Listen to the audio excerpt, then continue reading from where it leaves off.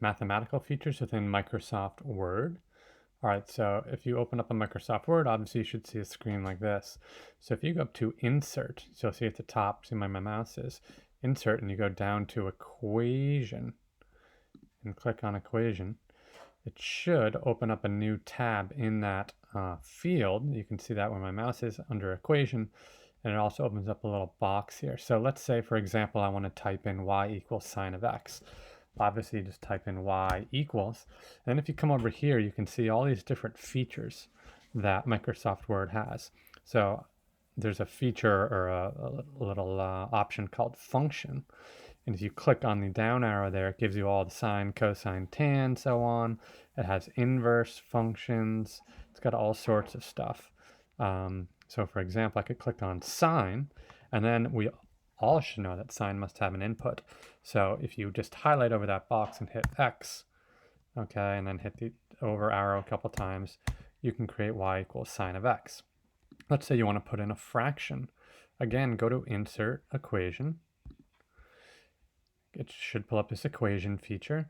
You can see the first highlighted box here is fraction, and it's all different sorts of formats. You can do one over the other. You can do kind of diagonally, side by side. Okay, I usually like to do the stacked fraction. Just make sure when you're trying to type in those dotted boxes, you have to highlight it, so you have to use the arrows. So it's down arrow 3/4, hit the arrow, get out of the equation, and you can hit enter. Okay, you're gonna have to play around with it a little bit just to make sure until you feel comfortable with it. But that's really all you need to do. That's what I use to create all my stuff.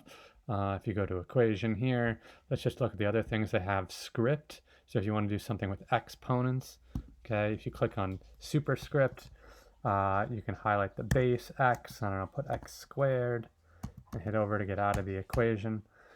Okay, they have that. They also have, let's come back to insert equation. They have radicals. You can do square roots. You can do radicals with the roots other than 2, where you can, it's a blank you can fill in. Right, they have square and cubed. They have integrals, which you shouldn't need. They have all sorts of brackets you can use. So if you're trying to do something with brackets, all these features here. They also have these accents.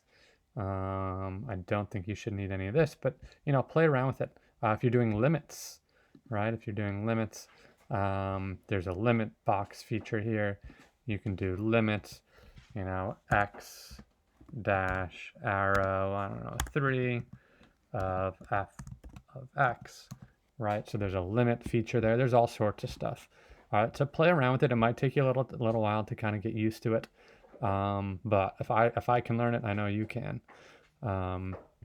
If you're ever looking for graphs, all I do for graphs, guys, is I literally Google. You can see what I was trying to do.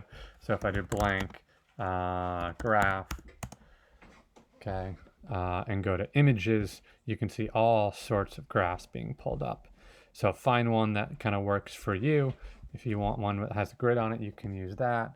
If you want just blank, you can do blank XY plane. That usually pulls up. Well, it didn't in this case.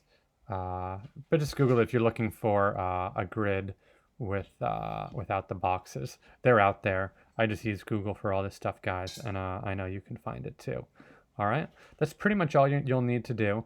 If you have any questions, reach out to me if you're having any problems doing something, and I can try to show you.